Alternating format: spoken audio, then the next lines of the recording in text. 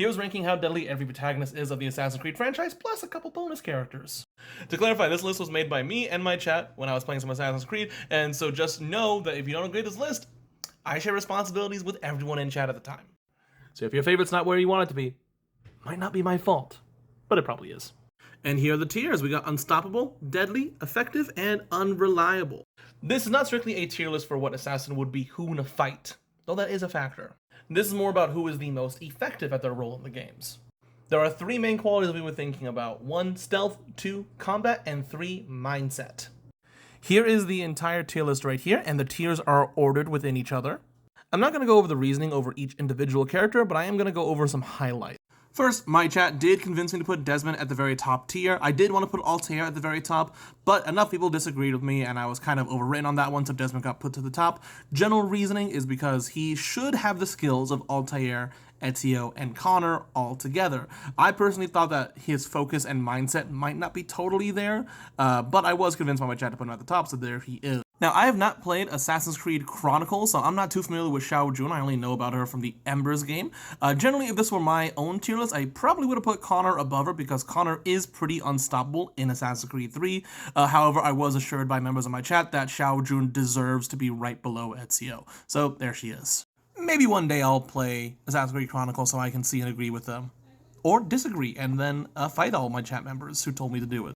Now, the top 4 or 5 characters in the Deadly tier were probably the most difficult to rank, and probably had the most contention.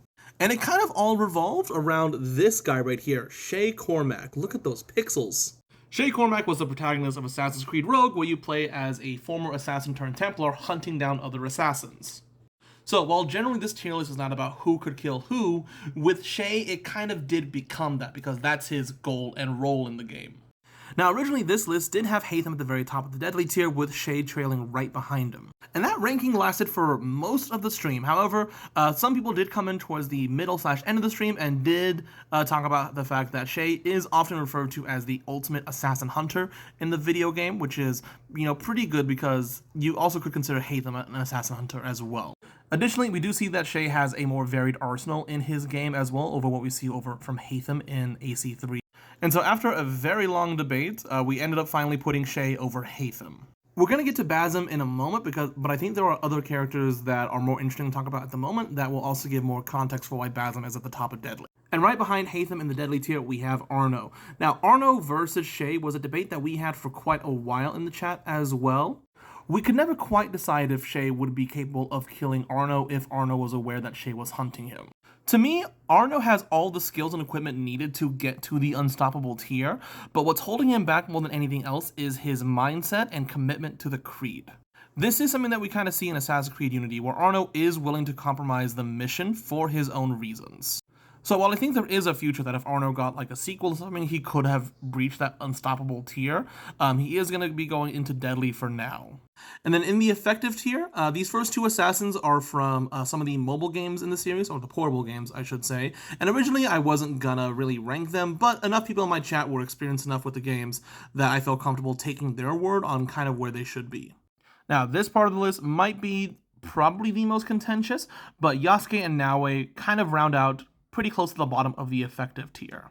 Now, for Naoe, I was the one who kind of wanted to put her in an effective tier more than anyone else, and the reason for that is because I think in Assassin's Creed Shadows, granted, I didn't beat the game, but I got pretty far in it. In Assassin's Creed Shadows, I felt like Naoe was still a very novice assassin generally. Like in the story, it's canon that she does get seen at quite a few points.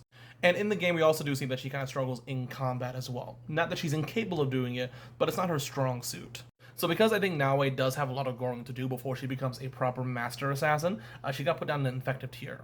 Now, putting Yasuke above her might seem a little weird to some people. However, to me, Yasuke is probably among the best in combat and also in mindset. He's a very focused character, and in a straight fight, although I don't think there are many people on this list who could actually beat him in a straight fight. Or should I say a fair fight, because assassins don't often fight fair. So if this was just like a mindset list or like a combat tier list, he'd be much higher up. However, on a tier list like this, where it's kind of ranking their effectiveness as assassins almost, stealth is going to hold a lot more weight than combat generally.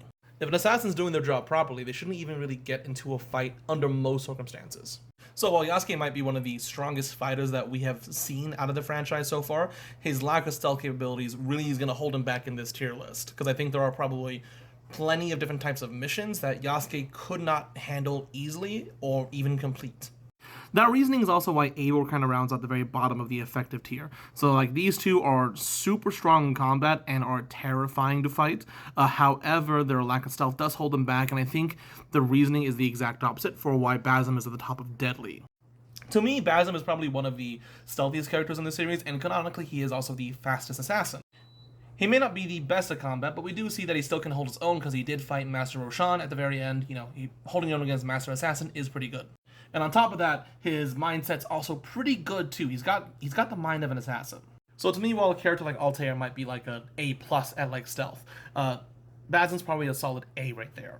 Additionally, we see that Basim is pretty ruthless as an assassin. We see him off multiple guards in, all the trailers and all that, and that's not something that we always see assassins do. And so, while there are probably plenty of characters that Basim would lose to in like a one-on-one combat situation, I think the fact that this is, an effective assassin tier list, as well as his capability of stealth, he did get placed at the top of Deadly. And finally, at the very bottom, I think this was the first character that I placed in the tier list. Like, as soon as I opened the tier list, I put him here because I think it makes sense. That's Jacob Fry and Unreliable. Look at how much higher his twin got than him. So, like, Jacob's meant to be, like, the combat-focused character in Syndicate, but I don't see him doing as well against, like, characters like Yasuke and Eivor, who are already combat-focused characters, or even, like, Connor, generally.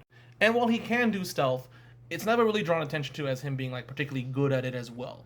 So, like, the thing that he's supposed to be good at, he's very much overshadowed by other characters in the franchise. And to me, the thing that brought him down the most, because like I said, he's effective at stealth and he can do combat pretty well, but what brings him down the most is his mindset. Jacob is very much an adrenaline seeker, kind of, and so he is totally willing to compromise the mission to make it more exciting for himself, or to have a better story to tell people. And while I have never been in the Syndicate myself, I did have plenty of people in my chat saying that, that kind of characterization for Jacob never really goes away, generally. And not to mention, he also did train someone who became a mass murderer. That's not good on him either.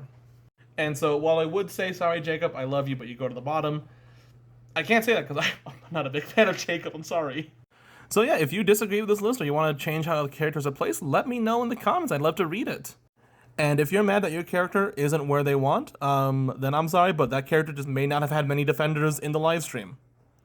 Which is unfortunate, but that does happen. Like, I'm sorry, poor Jacob. I want to like you, but no one, me and no one in chat thought you deserved any higher than that. I'm so sorry.